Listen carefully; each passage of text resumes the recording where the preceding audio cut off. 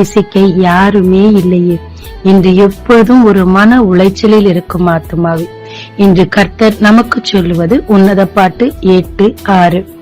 நேச வைராகியம் பாதாளத்தை போல் கொடிதாயிருக்கிறது.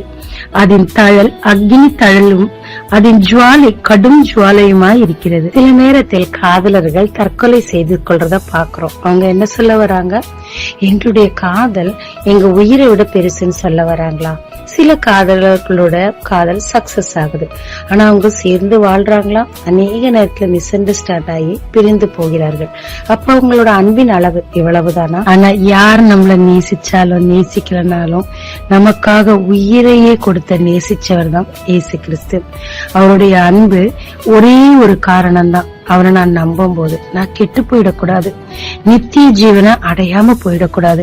அந்த பரலோக இன்பத்தை நான் அடையணும்னா எனக்கு ஒரு மீட்பு வேணும்.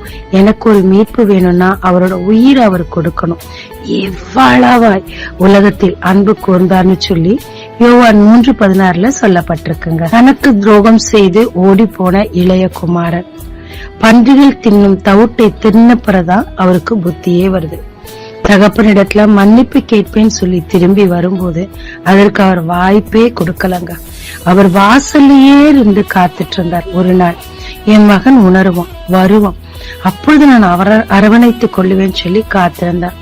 மகன் வாய் திறந்து மன்னிப்பு கேட்க முன்னாடியே கட்டி ஆற தழுவி முத்தமிட்டு அவருடைய மோதிரத்தை கொடுத்து உரிமை கொடுத்து விருந்து பண்ணி எவ்வளவு பெரிய மன்னிப்பு, எவ்வளவு பெரிய அன்பு அவருடையதுன்னு சொல்லி நிரூபித்தார்.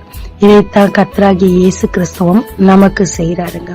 நம்ம எவ்வளவுதான் அவருக்கு விரோதமா துரோகம் பண்ணியிருந்தாலும் அப்பான்னு கூப்பிட்டு அவர்கிட்ட வரும் வேளையில நம்மளை அரவணைத்து கொள்ளுகிறார். ஏன்னா அவரு நமக்காக அவர் உயிரையே கொடுத்திருக்கிறார். எந்த அன்புக்காக ஏங்கிட்டு இருக்கிறீங்க? எல்லா அன்பும் போய் உறவுகள், தாய் தகப்பன் எல்லாமே ஒரு நாள் நின்று போகும், ஒரு நாள் சலித்து போகும். நண்பர்கள் நண்பும் அப்படித்தான். ஆனால் தேவனுடைய அன்பும் ஒரு நாளும் குறையாது, அள்ள அள்ள குறையாது. உலகத்துல அன்பை தேடுறதை விட இரு கரம் விரித்து உங்களுக்காக அன்பை கொட்டி கொண்டிருக்கும் கர்த்தரிடத்துல போய் சேருங்க. அவர் உங்களை அரவணைப்பார், மென்மேலும் உயர்த்தி மகிழ்வாருங்க. ஜெபிக்கலாமாங்க. தேவி, எங்கெங்கோ அன்பை தேடி அலைந்து ஏமாந்து போனேன் ஐயா.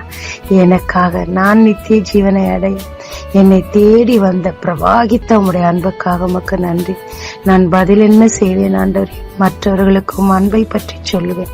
என்னை அணைத்துக் கொள்ளும் இயேசு மூலம் பிதாவே, ஆமென். இயேசு கிறிஸ்துவின் நாமத்தில் இந்த நாளில் உங்களை ஆசீர்வதிக்கும் ஜீசஸ் விஷன்.